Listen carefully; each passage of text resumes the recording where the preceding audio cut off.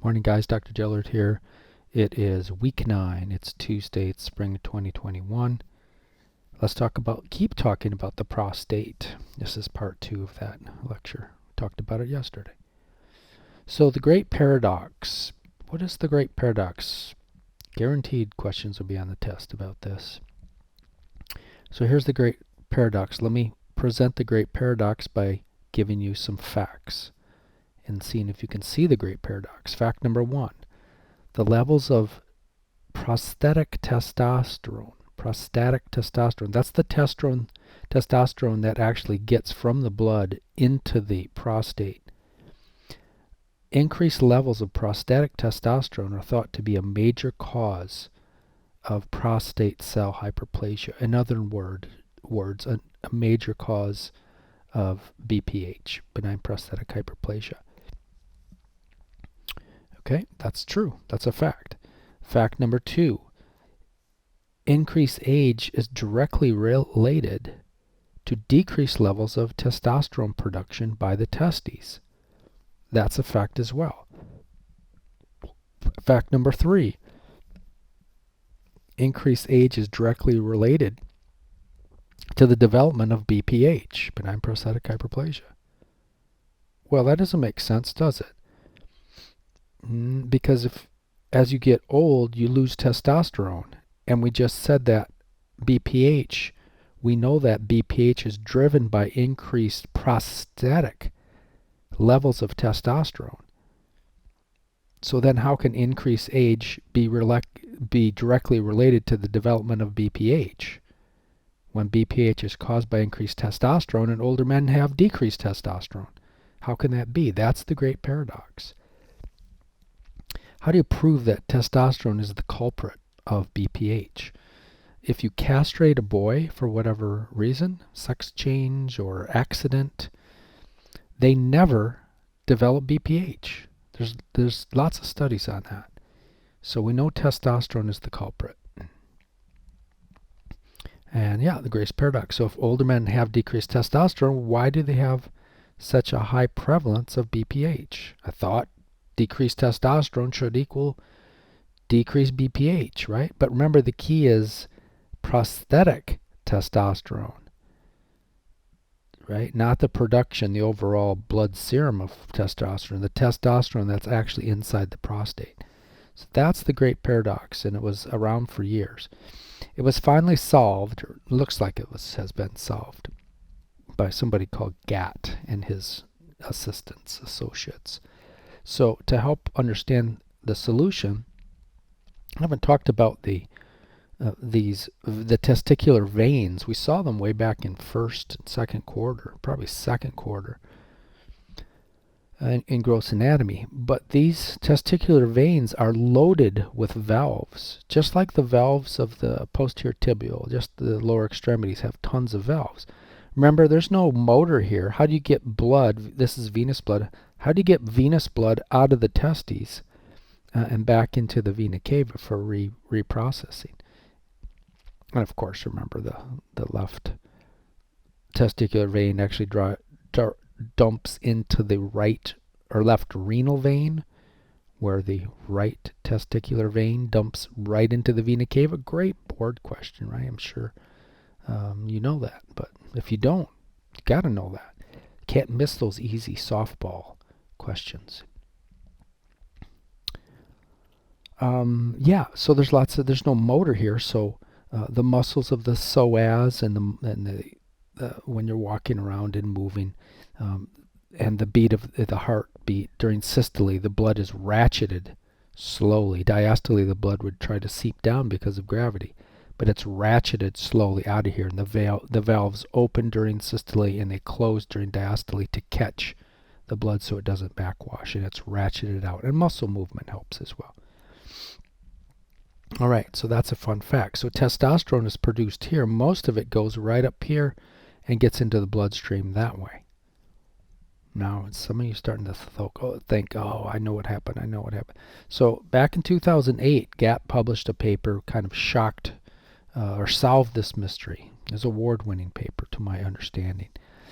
And they discovered that by the age of 70, they were researching veins and venous insufficiency. They discovered by the age of 70, 75% of men had significant incompetence of the testicular vein valves. In other words, they were broken. Okay, they also discovered that patients with testicular valve insufficiency that were broken also had a statistically significant increased rate of having benign prostatic hyperplasia. So there seems to be a connection, there's definitely a connection between these broken valves and having BPH. See where I'm going with this? So the conclusion, testicular vein venous insufficiency equals benign prostatic hyperplasia. Okay, great. We solved it, but what's the mechanism? So the anatomists know the mechanism. So if we review the plumbing, so here's the testosterone producer here, the testes. And normally, again, testosterone goes out here of the testicular vein. But if the valves aren't working, we got ourselves a classic beaver dam, don't we? Let's say this one's broken, and this one's broken, and this is a beaver dam, right? There's a beaver dam here. So very little water or blood can get out through the beaver dam. So the pressure, you get a backup down here. So what?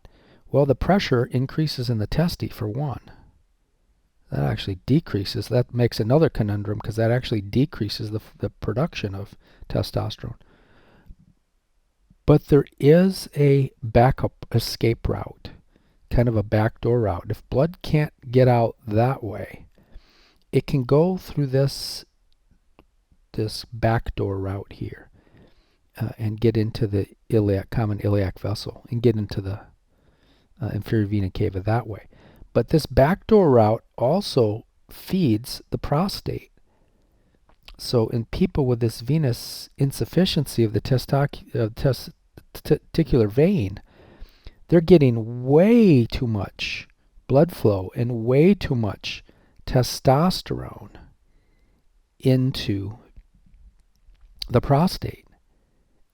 And that's the whole solution right there. And let's reinforce that. I'll go through that. I jumped way ahead of my slides. But that's the deal. There is collateral circulation. There's a backdoor route for if a beaver dam does occur. And normally this backdoor route, there is a little blood going through there, but not very much. That's normally how the prostate gets a little bit of its testosterone. Most of the testosterone goes out that way, but a little bit of it can still trickle through this backdoor route. The prostate's not designed to handle full blast of testosterone coming out of the testes. Even if you're old and your testes aren't making as much testosterone, it's too much. And we've already discussed in the last lecture the mechanism by which testosterone causes BPH. Remember, it's converted into dihydrotestosterone, which stimulates the central dogma to make growth factors, which make the cells of the prostate grow like crazy, and that's BPH. Got it? So yeah, so again, we'll go through it again. So the pampiniform plexus has a back door to the prostate. Specifically, if one go into the weeds, it's the differential vein, which is right there. And then it goes into the vesicular vein, which ultimately dumps into the internal iliac artery. I think we had to study that, and we saw that in Gross too. And then we have basically the vesicular plexus, which surrounds, it shows just two here, but it's all over the place. It surrounds the prostate. So that's how the testosterone gets in. And normally just a little bit of testosterone goes that way. So just like, to recap, just like the lower extremities, if you have a DVT and it wrecks the vein, you can get venous insufficiency in your lower extremities. Same thing can happen in your testes. So the beaver dam raises pressure, and it reroutes all that blood and testosterone into the backdoor circulation, and it gets into the prostate. Again, the increased pressure is no good for the testes either. It causes the Leydig cells to decrease the production of testosterone. But nevertheless, all the blood's rerouted, even if it's a decreased amount of testosterone leaving the testes. It's not designed to be fully blasted into the prostate, and that's basically what's happening. So very high concentrations of testosterone end up in the prostate, and we know the deal. The testosterone is met by the enzyme type 2, not type 1. We talked about how that's more in the liver and other places. Type 2 alpha reductase, and that transforms it into dihydrotestosterone. It binds to androgen receptor, and together they go in to the nucleus of the cell, stimulate the central dogma to make growth factors. And yeah, you can go back to last week's lecture if you can't remember that. But yeah, so that's just the deal. And Beaver Dam is here. These valves are all shot, so blood can't get out that way. That's fine. It'll go the backdoor route. And so, but a lot of the blood, a lot more than normal, and a lot more testosterone than normal is pumping into this prostate. Got it? All right, there are some other theories that may contribute to benign prostatic hyperplasia. So as men get older, another known fact, we said they stop making testosterone, or don't stop, but their levels of testosterone drop.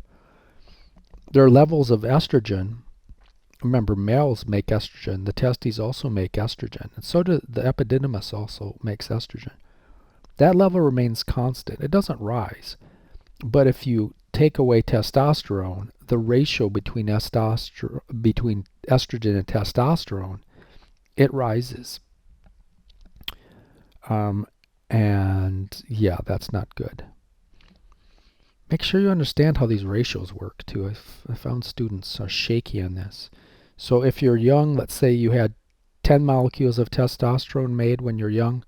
Or let's say you had 100 molecules of testosterone made when you're young, and you had 25 molecules, and these are random numbers, right, just for demonstration. 25 molecules of estrogen made, so the ratio is 25 to 100. Okay, so that's what your ratio would be then, and obviously that's a number less than 0. Now if you get older, you still have 25 molecules of estrogen made, but now you only have 2 molecules of of testosterone made, and now the ratio goes to 25 over 2, which is what, 12.5. So it's a whole number. It's a bigger number, right? And this number would be, I don't know what that would be. Not going to do the math there, but it would be very small. I guess 25 by 4. Let me see if I can still remember to do math. It's 25 times 1. This is 25 times 4. So 1/4, or 0.25. But you get the point. I'm not a mathematician. Right?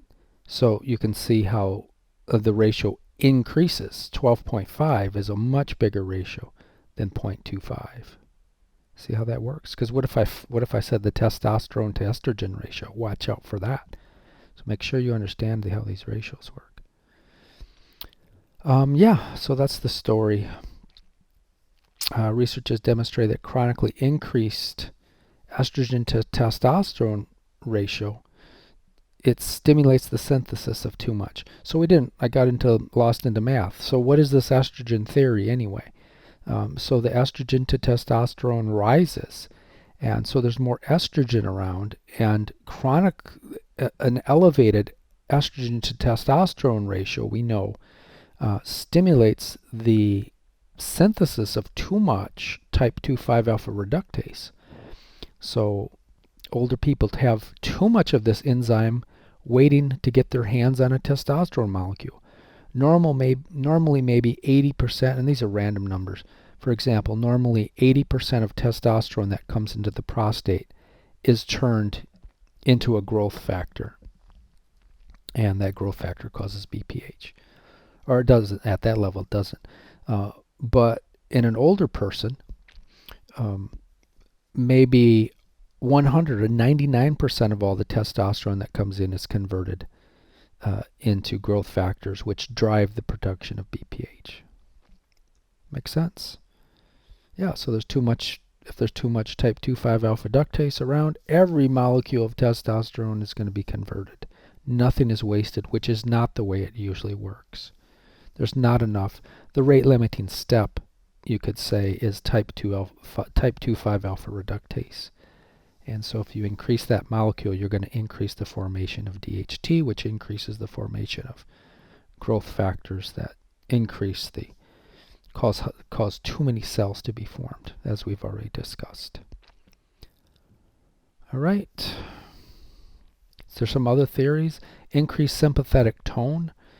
So people who have a hyperactive tiger cage, vasomotor center, they have too much sympathetics flowing out of the brain stem. That causes all kinds of trouble, right? Hypertension, it's just all kinds of bad. Comes from people who have increased sympathetic tone, eye twitching. But yeah, it's also related to increased chance of getting benign prostatic hyperplasia. It directly stimulates, we're not exactly sure the mechanism, but it's thought to directly stimulate proliferation of cells in the prostatic stroma. Chronic inflammation is evil for everything. Overproduction of cytokines and chemokines also stimulates prostate cell overproduction. People who are insulin resistant or people with the metabolic syndrome is one of the factors to make the diagnosis of metabolic syndrome is you have to have insulin resistance. That also stimulates prostate cell hyperproliferation. How about genetics? Surprisingly, we don't have a good grasp on genetics here. They're still working on sorting that story. We don't have a big smoking gene here that you can test for on this. There are some connections, though. 50% of men under the age of 60 who have undergone BPH surgery will have a relative with the disease. It's thought to be autosomal dominant, so it's a easy thing to pass along. Just one mutated gene is noted. We won't get into all the gene theories because they're still a little shaky on that. Another fact, if a first-degree male relative has the gene, there's a fourfold risk for the male offspring having it. So there is a genetic connection. It's just not fully elucidated.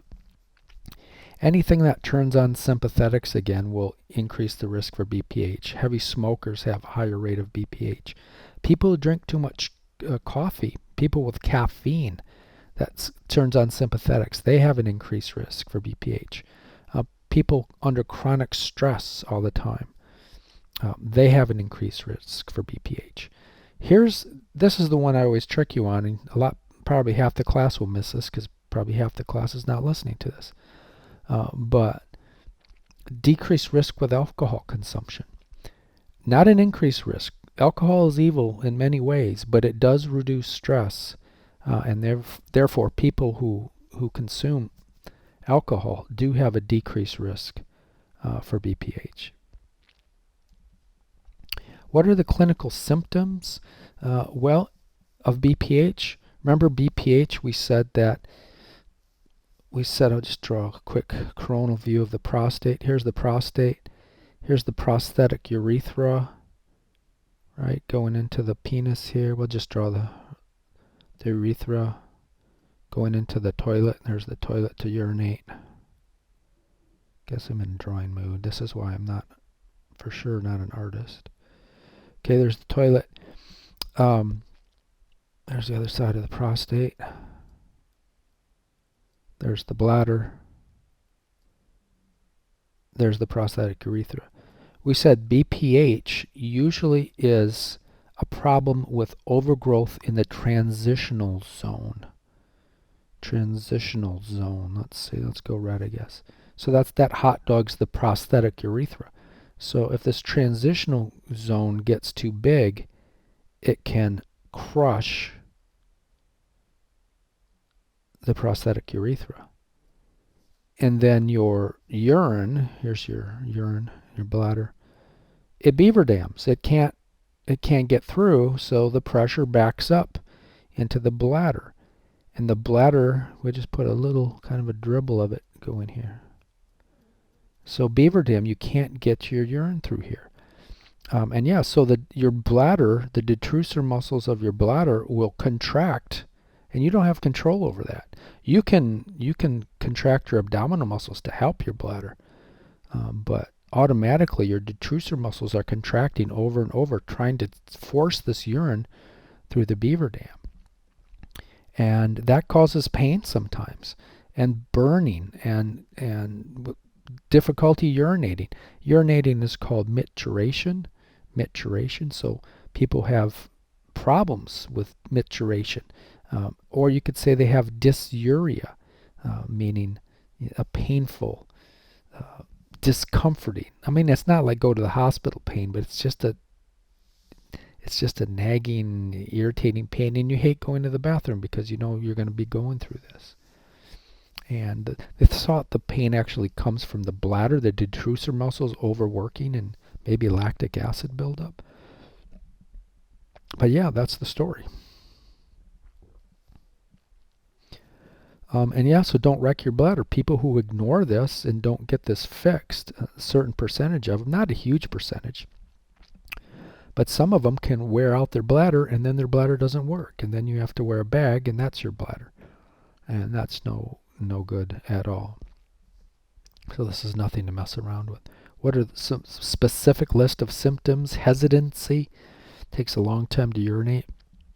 When you do urinate, the force and the caliber, like the thickness of the stream coming out, is decreased. Sensation of incomplete bladder emptying. So that's a common phenomenon. You go to the bathroom.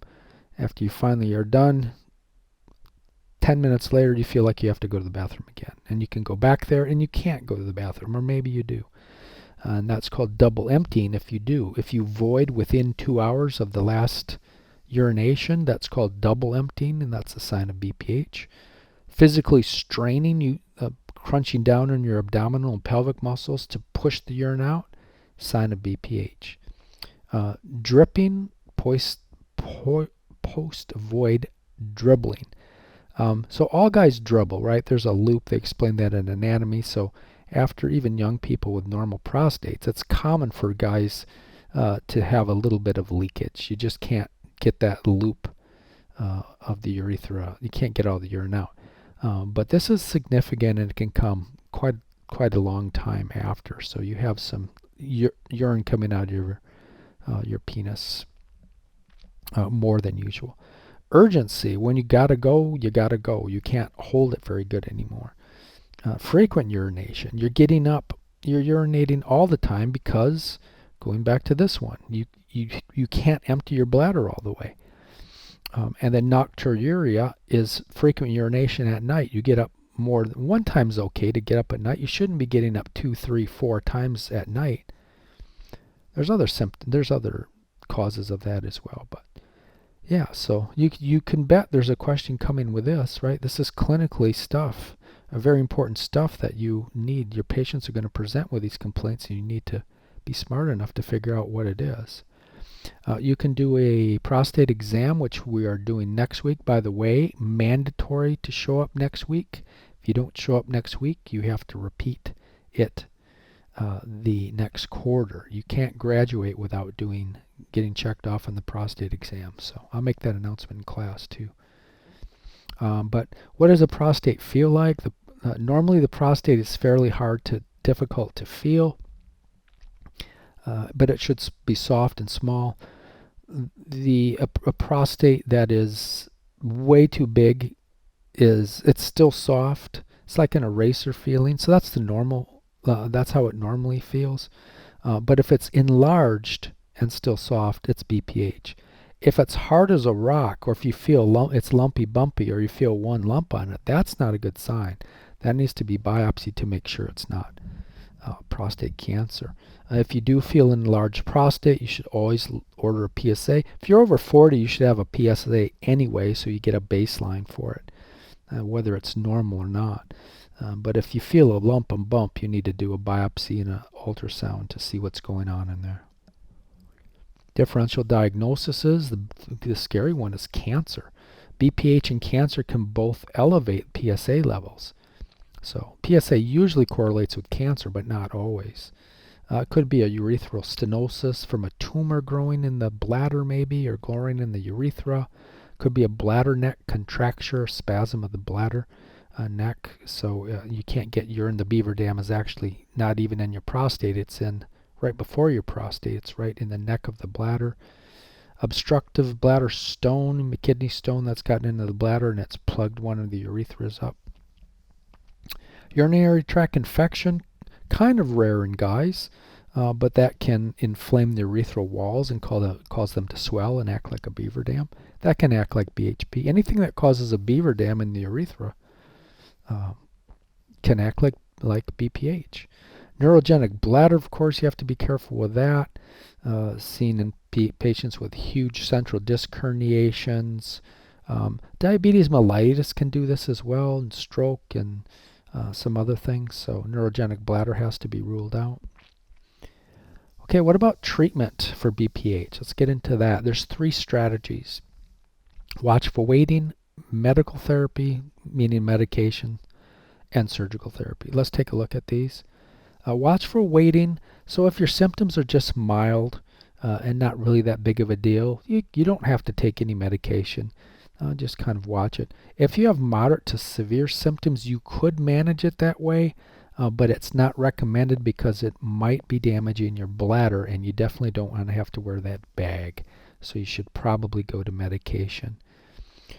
Medications are reserved for moderate symptoms. If you have moderate or greater, you definitely want to try the medications first.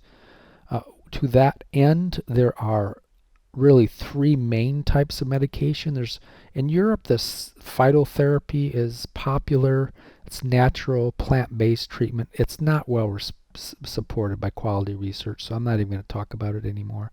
Stay away from it until there's better research on it. But there are 3 really common ones here: alpha blockers, 5-alpha reductase inhibitors, combination therapy of, in other words, taking both of those. And it all depends on the biopsy results. And if you don't have biopsy results, you can hit or miss. You can try alpha blockers and see if they help.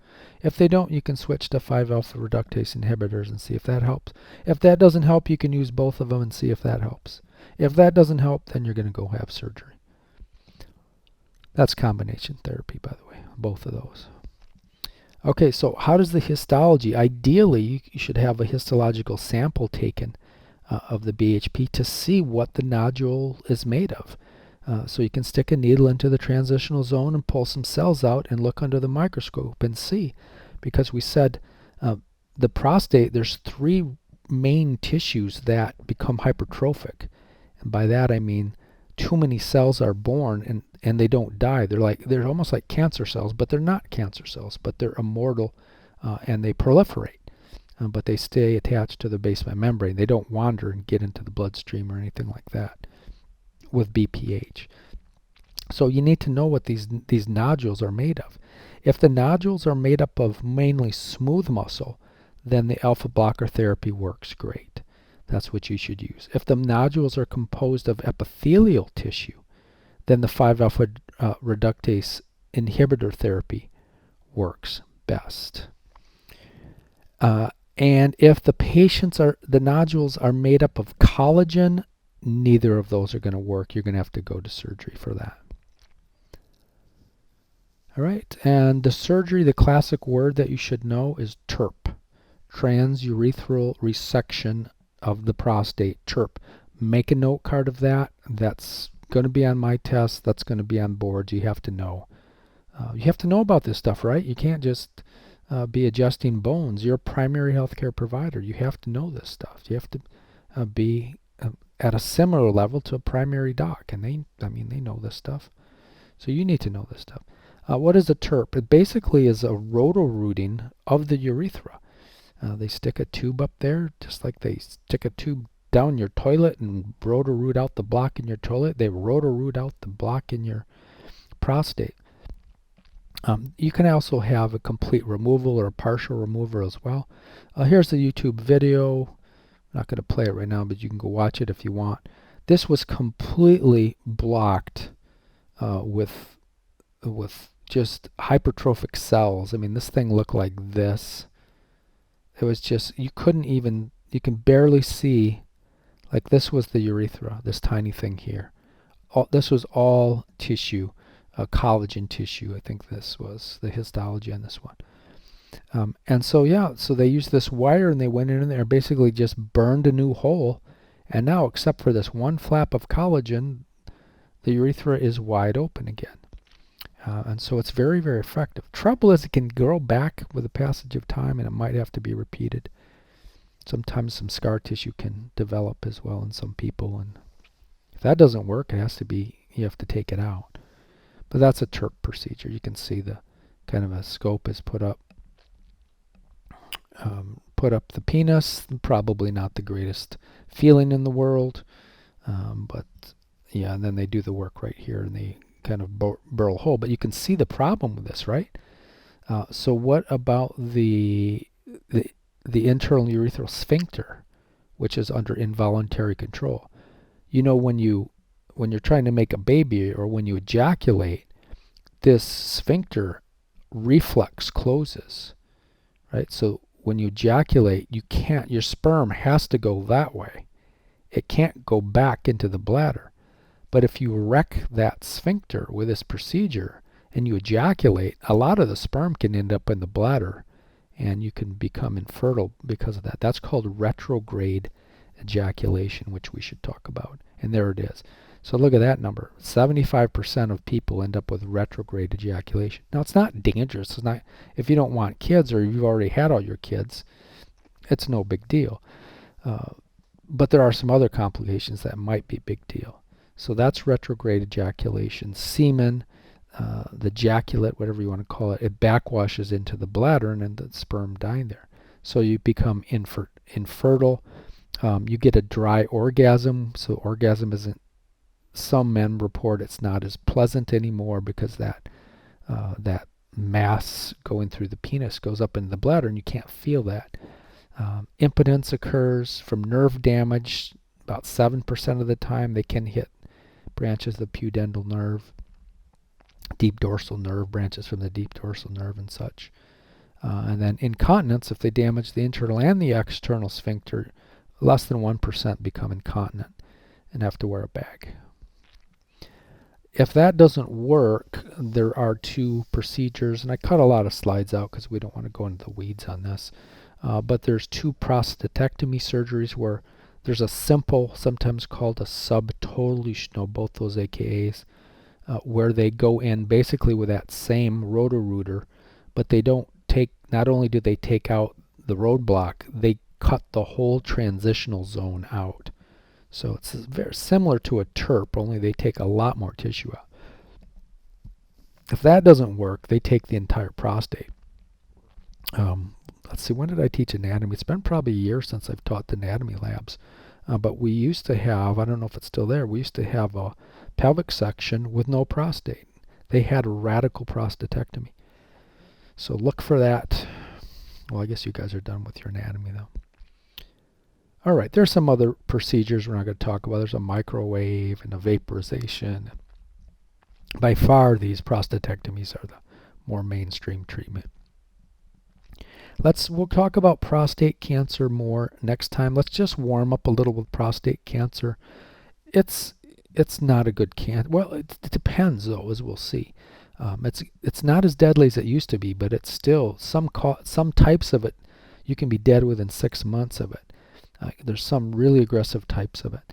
So let's talk about it. It's the second most common cause of cancer in men, only behind lung cancer, according to the CDC. 80% of the cases are diagnosed in men over 65 years of age, so it's a more older age cancer. And many of these cases will not be clinically relevant though, because if it's a slow-growing type of cancer, maybe it takes 30 years for the cancer to kill the person. They probably die of heart failure or something before then. So it's definitely not always lethal, although there are some very aggressive forms of it. And this heterogeneity is a real clinical challenge, because how do you spot the types that are super aggressive versus the types that aren't? And sometimes it's very challenging. Always order a PSA. That'll typically be raised over 10, and we'll talk about that next lecture. But But the problem with that is BPH can increase the PSA level, and so can prostatitis, which we'll get to as well. So that's not great. There is a histologists use a Gleason grading scale, which is the gold standard for making the prognosis, and that's the best way we can predict by this Gleason grading scale, and I'm not going to go into the weeds on that. Epidemiology, didn't we say that already? Whoops, did I go the wrong way? Let's see. Did I go the wrong way? Didn't we say that already? Second lead? Yeah, second most common cause of death. Well, we'll say it again. It's the second cause. Oh, this is CDC, another one. Second leading cause of death. This was the most common form of cancer. Second most common form of cancer. This is the second leading cause of death in American men. Only behind heart disease is the number one cause of death.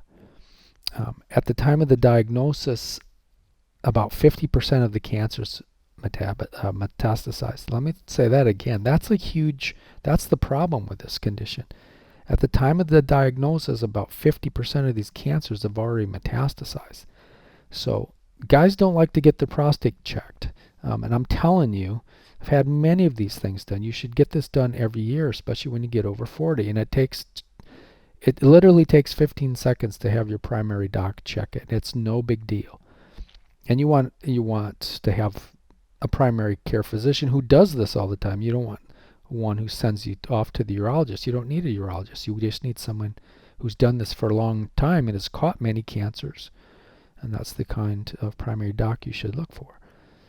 But if you're an ostrich and put your head in the sand, maybe you start having problems with your brain, or you can't keyboard and mouse, and you get an MRI and your brain has cancer in it. Where'd the cancer come from? It came from prostate, which you didn't realize that you had. So you got to get this checked because they do like to metastasize. More than 200,000 cases are diagnosed each year. Kills more than 30,000 men per year. The good news is we're getting very good at treating these things, and we know a lot more about it. So the mortality, unlike many other diseases, the mortality has actually been on the decline since the 1990s. So that is awesome. In fact, it's down 40% since the 1990s. So that's great. And unlike other cancers, the peak age increases with advancing age. This is an old age cancer. The older you are, the greater the chances are that you'll get prostate cancer. The lifetime risk is not a little number. 15% of men will eventually get prostate cancer someday. About 3% will actually die from it. What are the risks for developing prostate cancer? Increasing age, obviously. African Americans have more trouble with this pathology than other races do. Having a positive family history, if your uncle or your grandparent or your father got prostate cancer, the chances are you'll get prostate cancer. And to expand on that, the younger, like your uncle got it when he was 40, you have a much higher chance of getting it than normal. If your uncle was 80 when he got it, yeah, you have a little slight increased chance of getting it, but it's not as great. So the risk increases inversely with age of the affected family member. There's the test question right there. So make sure you understand inverse, what that word means. Okay, and I explained it right there again. A diet high in animal fat and red meat also increases the risk for prostate cancer. Diet high in fish decreases the risk. Don't watch out for the mercury though. High intake of vitamin D and calcium also increases the risk. So a lot of people are on vitamin D. I'm on vitamin D. Everybody should be on a little bit of vitamin D for COVID right now. And same with calcium. It's not a huge risk though. Vitamin E decreases the risk. Having a previous vasectomy, when I was back in the day, this was a scare. People didn't want to get vasectomies because it was related to an increased risk for prostate cancer. And that pretty much has been proven not true. There's some really large studies like the Cox study in 2002 didn't find any evidence, but there are some smaller studies that still show vasectomy is related. We don't know the mechanism of that. There's an online calculator that you can use to determine your risk. Go into myprostatecancerrisk.com and you can answer the questions and it'll give you your risk for it. All right, have a great Memorial Day weekend. See you guys later.